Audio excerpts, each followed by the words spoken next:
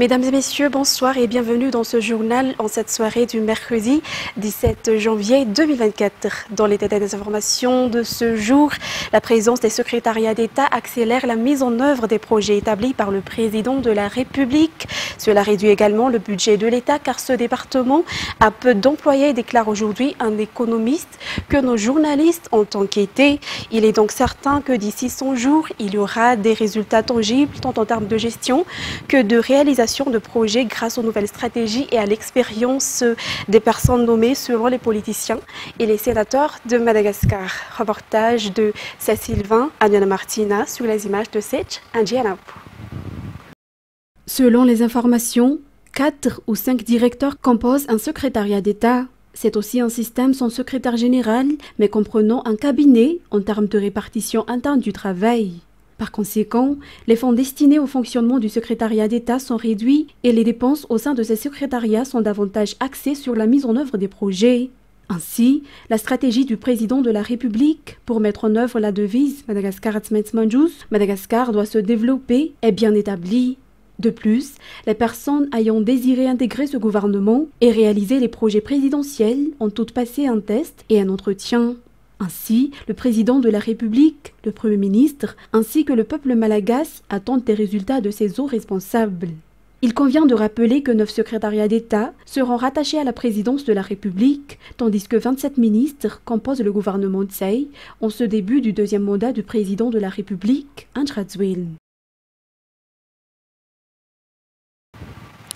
Page fait divers pour continuer. Une fillette de 10 ans et sa sœur de 7 ans habitant à Fianarantsoa ont été abusées sexuellement pendant plusieurs mois. Les organes sexuels de l'une d'elles ont subi des dommages irréversibles aujourd'hui et son père raconte en larmes que la vie de sa fille est complètement détruite. Les 2 hommes accusés d'avoir commis ces viols ont comparu devant le tribunal de Fianarantsoa 2 fois sans aucune sanction n'a été prise à leur rencontre jusqu'à maintenant. Le père des 2 filles désarmées ne savant plus où aller, soupçon de la corruption dans cette affaire. C'est Sylvain, Natera Koutoumav et Sech Indiana. C'est au mois de mai 2023 que le cauchemar a commencé pour cette fillette de 10 ans qui vit à Fianarantsoa. 2 hommes, l'un de 30 ans et un autre de 19 ans, l'ont violée pendant plusieurs mois et l'ont menacée à chaque fois après qu'elles aient perpétré l'acte sexuel. Le 9 décembre dernier, pourtant, la victime a osé briser le silence. Elle était gravement malade et brisée, c'est alors qu'elle a raconté à son père ce qui lui était arrivé depuis des mois. Pourtant, la femme qui élevait ses enfants à Fianarantsoa n'est autre qu'un proche de la famille. La petite fille raconte dans cette interview que les 2 hommes la violaient à tour de rôle. Ils perpétraient des violences sexuelles atroces sur la petite fille de 10 ans, soit pendant la pause déjeuner ou durant la nuit. En plus des dommages aux organes génitaux, cette dernière est perturbée psychologiquement jusqu'à avoir peur de côtoyer d'autres personnes. Sa sœur cadette, âgée de seulement 7 ans, est tout aussi perturbée. Elle raconte avoir été victime d'abus sexuels de ces mêmes personnes âgées de 30 et 19 ans. Selon cette petite fille de 7 ans, ces 2 hommes la pénétraient avec leurs doigts. Et dès qu'il a su que ses filles avaient subi au quotidien, le père a porté plainte auprès de la police. Lors de l'enquête, le viol a été confirmé par un médecin et l'affaire concernait davantage la fille de 10 ans. Les 2 hommes qui auraient commis cet acte sexuel ont ensuite été arrêtés mais ont été relâchés. Depuis, la famille suspecte l'existence de corruption, de pression et d'usage de faux documents dans cette affaire de viol. Le père des 2 petites filles a déclaré que l'audience avait été reportée à 2 reprises. De plus, la famille des 2 hommes suspects avait proposé un autre médecin pour consulter la petite fille victime. Et au grand étonnement du père de famille, le médecin a conclu que la petite fille est encore vierge, contredisant le constat du médecin dépêché par les policiers. Cette affaire repassera devant la justice le 7 février à Fianarantsoa. En attendant, le père a amené ses 2 filles à Antananarivo pour s'y faire soigner physiquement et psychologiquement. Je suis également venu ici pour faire appel aux autorités dans cette affaire, selon le père des 2 fillettes qui a déjà entamé des procédures auprès du centre Vundi à Mamas. Ensuite, les ravisseurs réclament 6 millions d'arrières en échange des 2 enfants, l'un âgé de 9 ans et l'autre 13 ans, qu'ils ont enlevés à Antijaj, commune de Tsaraout, un district de Beluntirbine. Ces élèves ont été enlevés samedi dernier et les malfaiteurs ont également menacé d'enlever les enseignants dans cette ville. À cet effet, nombreux sont les parents Nombreux sont les parents d'élèves qui n'envoient pas leurs enfants à l'école en ce moment. Reportage de Amienne, Martina. Les cas de kidnapping dans le district de Beluntirbin, dans la région de Menabe, prennent actuellement de l'ampleur, notamment dans la commune de Tsaraouten. Samedi 13 janvier dernier, deux jeunes étudiants de 13 ans et 9 ans ont été enlevés par les malfrats. Ces derniers ont également menacé d'enlever des enseignants. À cet effet, les parents et les écoles locaux, qu'elles soient privées ou publiques, ont décidé depuis lundi de suspendre les cours. En échange de ces deux enfants, les kidnappeurs ont exigé 6 millions d'ariars à la famille. Des mesures ont été déjà prises par les responsables locaux à travers les appuis aux gendarmes et les militaires dans l'enquête sur cette affaire et la réinstauration de la paix dans cette localité. Selon nos sources, la situation dans cette ville est chaotique actuellement. De nombreuses familles commencent à émigrer par peur. De nombreuses écoles à Antijajek sont également toujours fermées. Les enseignants ont peur d'enseigner et les parents n'envoient pas leurs enfants à l'école à l'égard de cette situation. Dans un tout autre sujet, après la cérémonie de passation avec son prédécesseur, le ministère de la Population et de la Solidarité, Nguélizé Foumenja, s'est rendu lundi au chevet de quelques 450 foyers parmi les plus démunis en Tananarive.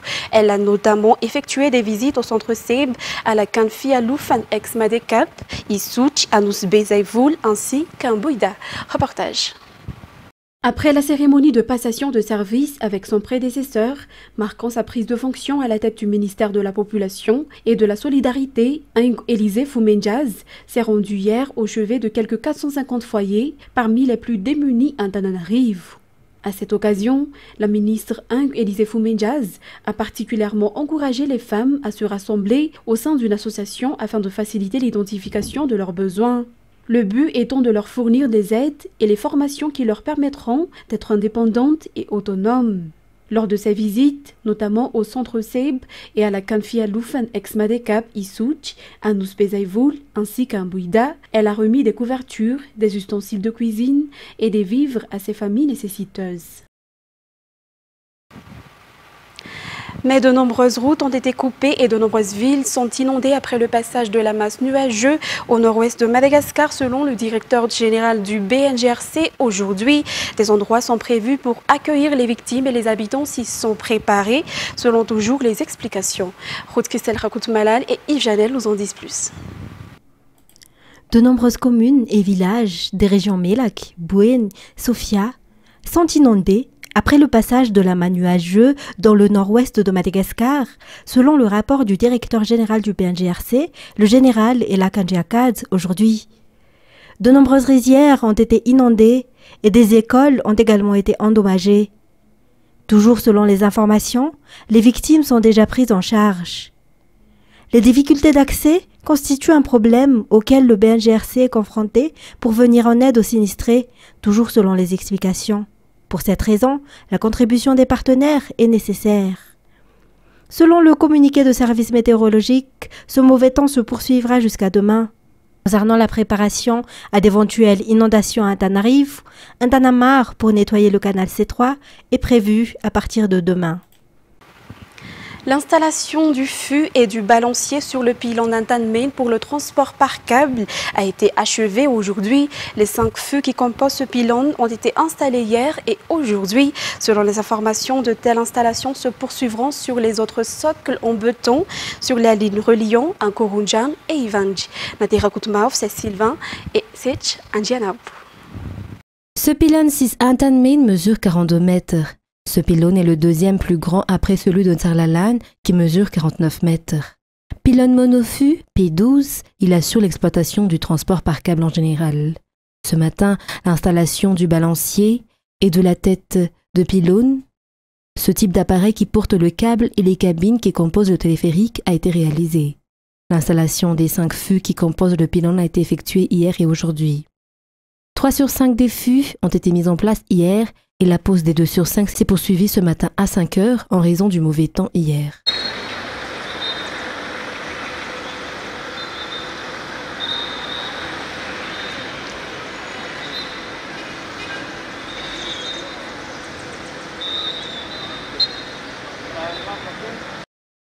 Les socles en béton qui composent les fondations qui portent ces pylônes reliant Antanmen à Konjan et Ivanj sont déjà installés.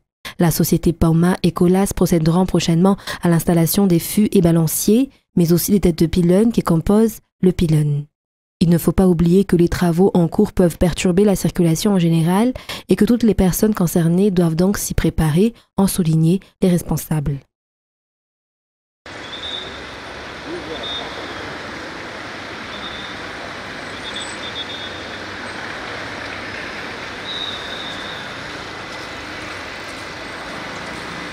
En même temps, les câbles seront installés aux pylônes déjà équipés de balanciers et de têtes de pylônes, c'est-à-dire les pylônes partant d'Anous et de Souarane. Les travaux du projet de transport par câble qui relevaient auparavant de la responsabilité du secrétariat d'État chargé des nouvelles villes et de l'habitat sont toujours en cours. Dans un autre contexte, 0,01% de la population se sont acquittés de leurs impôts pour l'année 2022 pour la commune d'Antananarive, selon les statistiques publiées aujourd'hui par l'administration municipale. Ce chiffre fait apparaître une baisse de 13,83% par rapport à l'année 2021. En conséquence, la recette au sein des caisses de la commune d'Antananarive a diminué. Pourtant, les impôts garantissent en grande partie le développement de la ville. C'est Charangianas qui nous en dit plus. Le taux de paiement des impôts est très faible pour la commune d'Antananarive, selon les statistiques publiées par l'administration municipale aujourd'hui. Seulement 13,93% de la population se sont acquittés de leurs impôts en 2021, impôts qui auraient dû être payés en 2022, et 0,01% ont payé leurs impôts en 2022. Au cours des années 2020 et 2021, la commune d'Antananarive a toléré le non-paiement des impôts en raison de la crise sanitaire qu'a connue le pays à cause de l'épidémie de Covid-19.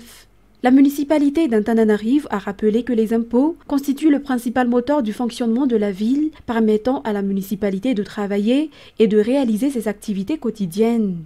Cela s'inscrit également dans le cadre de la participation au développement de la ville. Les impôts servent également à construire les infrastructures dont les habitants ont besoin dans leur vie quotidienne, telles que des écoles, des bornes fontaines publiques et les lavoirs au sein des Fukuntani. Passons à présent aux actualités internationales. Destination France. Après la prise de parole et la conférence de presse d'Emmanuel Macron mardi 16 janvier, les représentants des oppositions politiques au camp présidentiel ont rayé un bavardage, un exercice digne de l'ORTF ou encore un long exercice d'autosatisfaction. Reportage signé France 24. En plus de 2 heures de conférence de presse, Emmanuel Macron n'aura pas réussi à séduire ses opposants. Face aux journalistes, le chef de l'État a évoqué les questions économiques, internationales et de santé. Seul moment où le ton monte, quand il évoque le Rassemblement national, qualifié de parti de l'appauvrissement et de la colère facile. La formation d'extrême droite, pressentie grande gagnante des élections européennes par les sondages, a pourtant récemment voté la loi immigration de la majorité. Mais son vice-président n'est pas persuadé de la sincérité du président de la République sur la question. On n'a jamais eu autant d'immigration clandestine, donc il ne lutte pas. Peut-être a-t-il pris conscience aujourd'hui que ça va aller de plus en plus mal à l'avenir, mais on verra s'il a le courage de prendre les bonnes mesures sur ces questions-là. Je ne le pense pas. Mais encore une fois, il fait des constats, c'est le président des constats, mais ce n'est pas le président des solutions. Et c'est là aujourd'hui que les Français le jugent. Le locataire de l'Élysée a aussi longuement parlé d'éducation, expérimentation de l'uniforme à l'école, des cours de théâtre obligatoires au collège et plus d'instruction civique, autant d'annonces qui n'ont pas convaincu l'opposition de gauche. La France insoumise demande plus de moyens et des recrutements massifs de professeurs. D'abord, je pense que les Français n'ont pas besoin de symboles, ils ont besoin de réalité. Et quand vous avez une difficulté à l'école publique parce que par exemple, il n'y a pas suffisamment d'enseignants. Parce que, par exemple, des enseignants qui ne sont pas présents ne peuvent pas être remplacés. Vous pouvez mettre tous les symboles que vous voulez. Vous pouvez rajouter tous les enseignements que vous voulez. S'il n'y a personne pour les dispenser pour les élèves, ça va ne servir strictement à rien. La conférence de presse du président Macron a été suivie par 8,7 millions de téléspectateurs. En Palestine, 2 enfants ont été tués au Pakistan lors de la frappe aérienne iranienne illégale, a dénoncé mercredi le ministère pakistanais des Affaires étrangères, ajoutant avoir rappelé son ambassadeur en Iran pour protester contre une violation injustifiée de son espace aérien. France 24. Il dénonce des actes unilatéraux qui, je cite, ne sont pas conformes aux relations de bon voisinage et qui peuvent sérieusement ébranler la confiance bilatérale. Et d'ailleurs, les autorités pakistanaises sont passées à l'action aujourd'hui. Le représentant de l'Iran à Islamabad a été convoqué par les autorités pakistanaises. Le Pakistan a rappelé son ambassadeur en Iran et puis l'ambassadeur iranien au Pakistan qui n'est actuellement pas dans le pays est prié de ne pas revenir. Et puis pour finir, le Pakistan suspend toutes les visites de haut niveau en Iran. On peut parler d'une grave crise diplomatique alors que les deux pays étaient plutôt en bons termes. La frappe iranienne est d'ailleurs intervenue quelques heures après que le Premier ministre pakistanais intérimaire avait rencontré le ministre iranien des Affaires étrangères en marge du Forum économique mondial de Davos. Et puis les deux pays partagent des problématiques sécuritaires communes dans la région frontalière du Baloutchistan, là où la frappe s'est produite. C'est une région où se trouvent plusieurs groupes séparatistes baloutches comme Jaish al-Adel, un groupe armé qualifié de terroriste par plusieurs pays. C'est ce groupe que la frappe iranienne a donc visé hier et c'est un groupe qui s'attaque régulièrement à l'Iran mais pas au Pakistan. D'autres groupes armés indépendantistes baloutches s'en prennent régulièrement aux forces de sécurité pakistanaises. Et selon l'analyste politique Zishan Salahuddin, basé ici à Islamabad, il y a maintenant un sentiment de frustration à Islamabad à l'égard de l'Iran, car le Pakistan a soutenu par exemple la cause iranienne sur la scène internationale lorsque des sanctions internationales avaient été annoncées à l'encontre de l'Iran. La frappe d'hier crée désormais un environnement de méfiance et complique indéniablement les relations entre les deux pays voisins. Actualité sportive concernant la CAN, les Pharaons de Mohamed Salah ont fait match nul dimanche face au Mozambique pour leur entrée en lice dans le groupe B de la CAN 2024 sur le score de 1-2. France 24. Pour son entrée en lice dans le groupe B, la sélection égyptienne a frôlé la catastrophe. Un match nul de partout face au Mozambique. Les Pharaons sont sauvés in extremis par leur champion Mohamed Salah, qui égalise sur un pénalty dans le temps additionnel. Une sacrée frayeur pour l'équipe. Pourtant habituée à repartir avec la coupe, l'Égypte a remporté 7 fois la CAN dans son histoire. J'ai confiance en nos joueurs et je suis absolument certain que tous mes joueurs seront extrêmement motivés pendant la CAN, en particulier Salah. L'attaquant de Liverpool a glané en club presque tous les titres possibles. Avec la sélection nationale, rien jusqu'ici, mais ses supporters continuent de croire en lui. J'espère que l'équipe égyptienne va gagner la coupe. L'Égypte va gagner. Mohamed Salah va marquer des buts.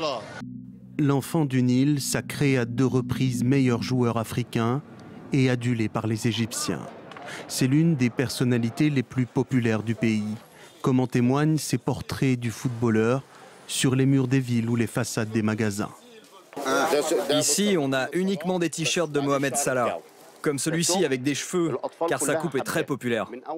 Tous les enfants l'adorent. Depuis l'âge d'1 an jusqu'aux ados, ils veulent tous du Mohamed Salah, un t-shirt ou un pantalon.